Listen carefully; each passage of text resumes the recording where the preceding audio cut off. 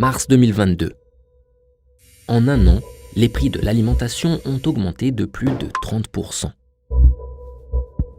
La hausse s'est particulièrement accentuée ici, quand la Russie a envahi l'Ukraine. Мною принято решение о проведении специальной военной операции.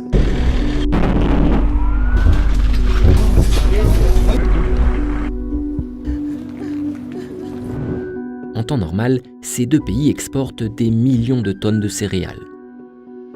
Mais avec la guerre, il est très dur de faire sortir ces marchandises. L'offre diminue, les prix s'envolent partout sur la planète. La dernière fois qu'ils étaient presque aussi hauts, c'était en 2011. À l'époque, c'était déjà en partie lié à des sécheresses massives en Russie. Et ça avait contribué au déclenchement des printemps arabes. Le prix des denrées alimentaires pèse sur la population. Après la Tunisie, l'Égypte est le deuxième plus grand pays arabe qui voit se lever un vent de révolte. En Libye, en Syrie, au Yémen. Aujourd'hui, plusieurs pays s'inquiètent. Est-ce qu'on file tout droit vers de nouvelles émeutes de la faim? La Russie et l'Ukraine sont parfois surnommées le grenier du monde.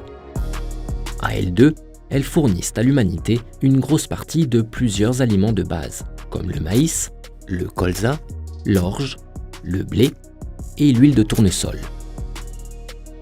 Prenons l'Ukraine. D'habitude, plus de 90% de ces marchandises exportées sont envoyées par bateau, depuis la mer Noire, en passant par le détroit du Bosphore, voire ensuite le canal de Suez. Ils peuvent relier le monde entier.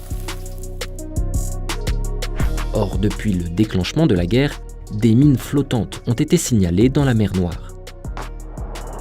Et les principaux ports du pays ont de toute façon été mis à l'arrêt à cause des combats. Désormais, les autorités tentent de faire sortir des marchandises en train, via des pays de l'Union européenne. Mais avec l'afflux de réfugiés, le réseau est débordé. Et même si des trains de marchandises parviennent à circuler, il y a un autre problème. En Ukraine, les rails font 7 tailles. En Pologne, 7 tailles. Il faut donc transférer les marchandises d'un train ukrainien à un train polonais. Et ça prend du temps. Au final, en mars, l'Ukraine a exporté 4 fois moins de céréales qu'en février, selon le ministre de l'économie du pays. À cela s'ajoute la situation propre à la Russie. À la suite de son entrée en guerre, le pays est frappé par des sanctions internationales qui restreignent son commerce avec l'étranger. We will limit Russia's ability to do business in dollars, euros, pounds and yen to be part of the global economy. Bref, cette guerre pourrait mener à des pénuries et surtout à tirer encore et encore les prix vers le haut. Les prix des céréales donc, mais pas seulement. Le maïs par exemple sert aussi à nourrir les animaux d'élevage et le prix de la viande est donc également concerné, entre autres. Mais tout ça n'est que la première phase de la crise. La guerre en Ukraine est en train de nous créer une situation qui sera encore plus grave dans 12 à 18 mois. Il y a en effet des conséquences à plus long terme. Du côté ukrainien d'abord. Avec la guerre, les combats, les bombardements, les mines empêchent nombre d'agriculteurs de faire leur travail. Conséquence, le ministère de l'Agriculture du pays estime qu'au printemps 2022, un tiers des terres agricoles ne peuvent pas être ensemencées. Des semailles en moins, ce sont des récoltes en moins, environ 6 mois plus tard. Du côté russe ensuite. Les sanctions contre le pays peuvent priver le reste du monde d'une autre marchandise cruciale, les engrais. Or, 15% des engrais de la planète viennent de Russie. Pour tous les pays qui en dépendent, comme le Brésil ou les États-Unis, moins d'engrais, ça veut dire moins de nourriture qui pousse, ou que tout ça revient plus cher. La guerre en Ukraine chamboule donc le marché planétaire de l'alimentation. Mais surtout, elle vient s'ajouter à des problèmes plus profonds. En fait, les prix de l'alimentation étaient déjà en augmentation quasi constante depuis 2 ans. Et ce pour au moins 3 raisons. Premièrement, en Europe, l'été 2021 a été le plus chaud jamais enregistré. La sécheresse a réduit la production. Deuxièmement, en Chine, les importations se sont accrues au sortir des premiers confinements liés au Covid. Au même moment, le pays cherche à reconstituer son cheptel de porcs décimés par une épidémie. Cette augmentation de la demande chinoise fait grimper les cours. Et enfin, troisièmement, la situation est très liée au prix de l'énergie, comme le pétrole. Après le passage à vide provoqué par le Covid, l'économie mondiale a connu un important rebond. Cette reprise a demandé beaucoup de pétrole d'un coup, faisant grimper son prix de moins de $20 le baril à plus de $110. Or, le pétrole joue un rôle important pour cultiver de la nourriture et la transporter. Quand le prix du pétrole augmente, produire de la nourriture revient plus cher. Et puis il y a le gaz. Le gaz sert notamment à fabriquer des engrais, encore eux.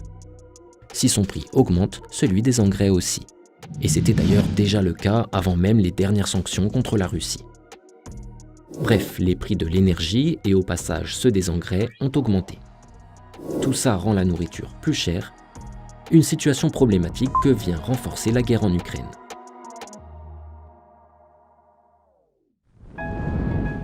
Alors le monde entier est confronté à ces prix plus élevés. Mais certains pays sont plus à risque que d'autres. En particulier, c'est 36 pays qui importent plus de 50% de leur blé d'Ukraine ou de Russie. L'Égypte par exemple, et ses 103 millions d'habitants, dont l'aliment de base est ce pain, fabriqué à partir de blé. L'Égypte est le pays qui importe la plus grande quantité de blé au monde. Et 80% de ce blé arrive d'Ukraine et de Russie. En avril 2022, la nourriture coûtait 26% de plus qu'un an auparavant. Une inflation similaire à celle de 2011. De nombreux Égyptiens étaient descendus dans la rue, provoquant la chute du régime. Autre exemple, le Liban. En plus de l'instabilité économique chronique, en 2020, il s'est passé ça. Cette explosion sur le port de Beyrouth a détruit d'immenses silos à grains. Depuis, le Liban ne peut stocker qu'un seul mois de réserve de blé et est donc très sensible aux fluctuations des prix. Enfin, on peut citer le Yémen, en guerre depuis 2014.